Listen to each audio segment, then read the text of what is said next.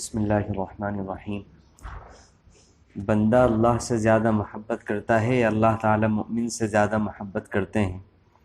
حقیقت یہ ہے کہ اللہ تعالیٰ بندے سے زیادہ محبت کرتے ہیں۔ اس کی 4 دلیل ہیں اور چاروں دلیل قرآن مجید سے پیش خدمت ہیں کہ اللہ تعالیٰ کو مومن بندوں سے زیادہ محبت ہے۔ پہلی دلیل، اللہ قرآن مجید فرقان حمید میں ارشاد فرماتے ہیں، اللہ ولی الذین آمنوا، اللہ تعالیٰ دوست ہے ایمان والوں کا۔ تو دوستی کی نسبت کس کی طرف پہلے کی؟ اللہ تعالیٰ نے اپنی طرف کی۔ یوں بھی تو فرما سکتے تھے کہ ایمان والے اللہ کے دوست ہیں، مگر زیادتی یا محبت اظہار چاہتی ہے، جیسے عشق اور مشق چھپایا نہیں جا سکتا، اظہار چاہتا ہے، اسی طرح اللہ رب العزت نے محبت کا اظہار اپنی طرف نسبت کر کے فرمایا کہ اللہ ولی الذین آمنوا، اللہ دوست ہے ایمان والوں کا۔ دوسری دلیل، اللہ تعالیٰ فرماتے ہیں یحبہم ویحبونہ، کہ اللہ پاک ان سے محبت کرتے ہیں اور یہ لوگ اللہ سے محبت کرتے ہیں۔ تو محبت میں پہل کرنے کا عمل اللہ کی طرف سے ہوا، تو پہل کس بات میں ہوئی؟ محبت میں۔ اور کس کی طرف سے ہوئی؟ اللہ کی طرف سے۔ تیسری دلیل، اللہ تعالیٰ ایمان والوں کے بارے میں فرماتے ہیں رضی اللہ عنہم ورضوا عنہ۔ اب اس رضا کا اعلان کس کی طرف سے ہے؟ اللہ ان سے راضی، وہ اللہ سے راضی۔ تو اپنی رضا کو مقدم ذکر کر کے اشارہ کر دیا کہ ہمیں تم سے محبت زیادہ ہے۔ چوتھی دلیل، اللہ فرماتے ہیں ثم تاب علیہم لیتوبوا، اللہ اکبر، یہاں بھی اللہ اپنا عمل پہلے ارشاد فرماتے ہیں۔ تو یہ 4 آیات اس بات کی گواہی دیتی ہیں کہ اللہ رب العزت کو مومن بندوں سے زیادہ محبت ہے۔ سوال ہوتا ہے کہ جس انسان سے غلطی اور گناہ ہو جاتا ہے تو محبوب کے سامنے معافی تلافی اور توبہ کیوں نہیں کرتا؟ تو توبہ نہ کرنے کے چند اسباب ہیں اور ان کا علاج بھی ہے۔ پہلی وجہ، آخرت کے بارے میں یقین کا کمزور ہونا، کہ کون دیکھنے گیا کہ وہاں کیا ہوتا ہے، کچھ ہوا بھی تو دیکھی جائے گی۔ وہاں تو آخرت میں حساب و کتاب، اخذ و مواخذے کا عقیدہ کمزور ہوتا ہے، اس لیے انسان گناہ کا ارتکاب کرتا ہے اور توبہ نہیں کرتا۔ ایسے بندے سے عام طور پر کبر گناہ کرواتا ہے، تو ایسے بندے کو تکبر کا علاج کرانے کی ضرورت ہے۔ دوسری وجہ، بندے پر گناہ کی خواہش کا اتنا غلبہ ہوتا ہے کہ وہ گناہ کر بیٹھتا ہے اور شہوت کی مستی میں توبہ نہیں کرتا۔ تو اس کا علاج یہ ہے کہ بندہ اپنے آپ سے پوچھے، غور کرے کہ گناہ کرنے سے میں اللہ کی نعمتوں سے اور برکتوں سے محروم ہو جاؤں گا، اللہ تعالیٰ کی محبت کی نظر سے محروم ہو جاؤں گا، اس گناہ کی وجہ سے ہزاروں سال جہنم میں جلنا پڑے گا، تو کیا یہ محرومی اور عذاب و مصائب برداشت کر سکوں گا؟ اس احساس سے جذبہ گناہ کمزور ہوگا اور رفتہ رفتہ خواہش معصیت ختم ہو جائے گی۔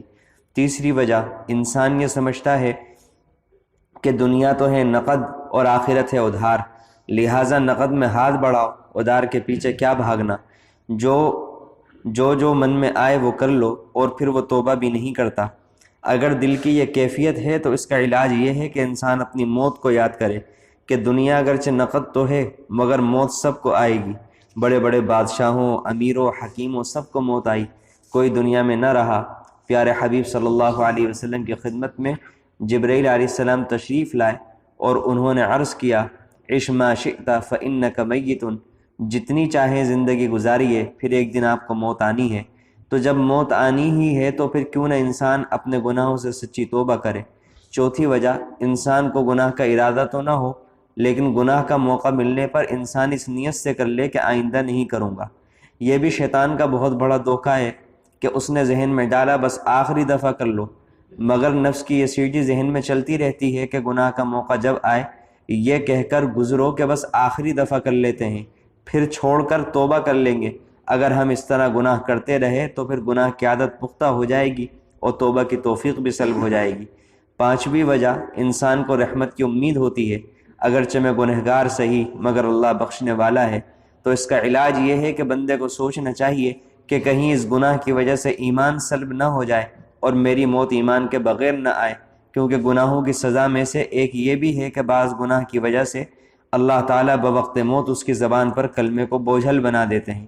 ایک صاحب ملتان میں MBBS ڈاکٹر تھے، انہوں نے موت کے عنوان پر کتاب لکھی۔ انہوں نے کہا کہ میں نے زندگی کے اتنے سال ایمرجنسی وارڈ میں گزارے، میں ہر آنے والے کو کلمے کی تلقین کرتا تھا اور انہیں کہتا تھا کہ آخری وقت میں تجھے کلمہ پڑھاؤں گا، تم پڑھنا، اور اگر نہ پڑھ سکو تو مجھے کسی نہ کسی طرح سے اشارہ دینا کہ تم کیوں نہیں پڑھ پا رہے ہو۔ وہ کہتے ہیں کہ 100 مریضوں میں سے 10 سے بھی کم ہوں گے جنہوں نے کلمہ پڑھا ہو، باقی سب دنیا کی باتیں کرتے چلے گئے۔ ایک بندہ جس کو میں نے بڑا سمجھایا ہوا تھا کہ اگر تم نہ پڑھ سکو تو تم ضرور مجھے بتانا، جب میں اس کے آخری وقت میں اس کو کلمہ پڑھانے لگا اور وہ نہ پڑھ سکا تو پوچھا کیوں نہیں پڑھ رہے ہو؟ تو اس نے مجھے اشارے سے کہا کہ میری زبان فالج زدہ ہو گئی، میں چلانا چاہتا ہوں لیکن میری زبان میرے اختیار میں نہیں۔ تو اس سے پہلے کہ زبان سے اختیار چھین لیا جائے ہم اس زبان سے توبہ کے کلمات پڑھ لیں۔ چھٹی وجہ، انسان کبھی کبھی سوچتا ہے کہ اگر میں توبہ کروں تو کیا فائدہ، کیونکہ پھر گناہ کر بیٹھوں گا، میں توبہ پر جم نہیں سکتا۔ اس کی مثال ایسی ہے جیسے کوئی کہے کہ اگر میں نہاؤں گا پھر بھی پسینہ تو آئے گا، لہٰذا نہانے سے کیا فائدہ؟ تو ہر بندہ اس کو کہے گا کہ بے وقوف، ابھی جو پسینہ ہے بدبو ہے، ابھی تو نہا کے صاف ہو جا، اگر پھر پسینہ آ گیا تو پھر نہا لینا۔ اسی طرح اس وقت جو گناہوں کا پسینہ ہمارے قلب و دماغ اور جسم پر آیا ہوا ہے، ہم توبہ کا غسل کر کے اس کو ختم کروا لیں۔ اگر توبہ کے بعد بھی گناہ سرزد ہو گیا تو ہم پھر توبہ کر لیں گے، بار بار توبہ کرتے رہیں گے۔ کتابوں میں لکھا ہے کہ جب کوئی انسان سچے دل سے توبہ کرتا ہے تو اس کی پہچان یہ ہے کہ اللہ تعالیٰ اس گناہ سے بچنے کے لیے بھرپور مدد فرماتے ہیں۔ لہذا سچے دل سے توبہ کر لیں، اللہ تعالیٰ گناہ سے بچنا آسان کر دیں گے۔ ہم اللہ تعالیٰ سے مدد مانگیں۔ رمضان المبارک کا مہینہ ہے، پچھلے گناہ معاف ہو جائیں گے بلکہ نیکیوں میں بدل جائیں گے، اور آئندہ ایک نئی ایمانی، اسلامی، قرآنی زندگی کا آغاز ہوگا۔ اللہ تعالیٰ کے 99 نام ہیں، ان 99 نام میں سے 2 ایسے ہیں جو دونوں رحمت سے متعلق ہیں، اور کوئی 2 نام ایسے نہیں جو عذاب سے متعلق ہوں۔ لیکن رحمت سے متعلق کتنے نام؟ 2، ایک رحمان، دوسرا رحیم۔ رحمان کی صفت باپ میں غالب ہوتی ہے اور رحیم کی صفت ماں میں غالب ہوتی ہے۔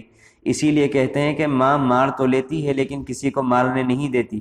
اللہ تعالیٰ کو بھی بندوں سے محبت ماں کی طرح ہوتی ہے، اللہ تعالیٰ کی رحمت بھی اس پر غالب ہے۔ ان رحمتی وسعت کل شیء، اللہ کی رحمت ہر چیز پر وسیع ہے۔ اللہ اکبر کبیرہ۔